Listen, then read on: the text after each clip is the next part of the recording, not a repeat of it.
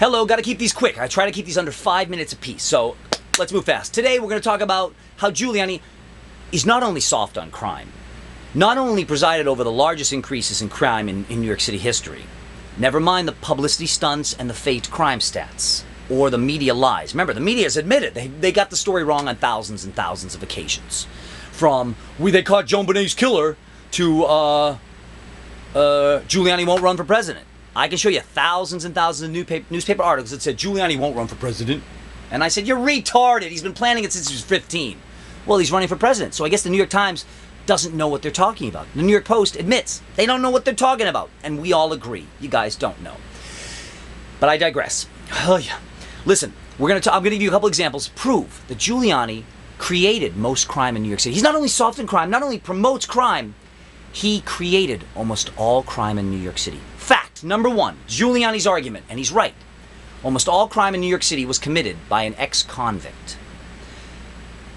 Giuliani, number two, scandal number two. Giuliani calls his prison system the Department of Corrections, like lots of other political hacks. Correction means to fix.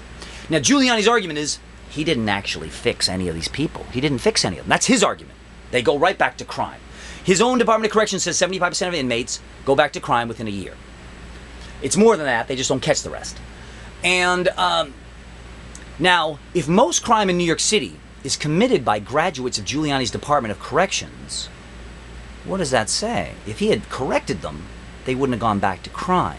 Giuliani spent billions of my tax dollars. Now, here's the catch. I've been in Rikers Island 4 times. I've been tortured, starved, and beaten by Giuliani's people. Because I've exposed a lot of Giuliani crimes in the newspapers and in the streets of New York City. And you can ask Giuliani about this. You can look it all up. Blah, blah.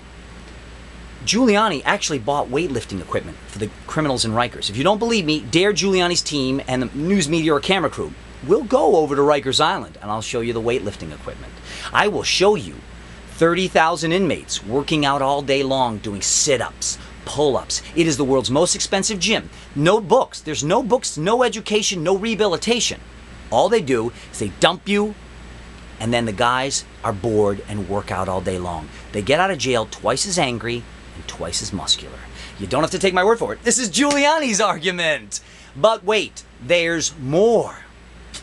According to Rudy Giuliani and all of his allies, most of the people who get out of his Department of Corrections don't simply return to crime. They return to worse crime. They become worse criminals after Giuliani corrects them. Nicole Dufresne, very famous case. The blonde actress who was murdered, shot by a 19-year-old named Rudy Fleming. Look all this stuff up.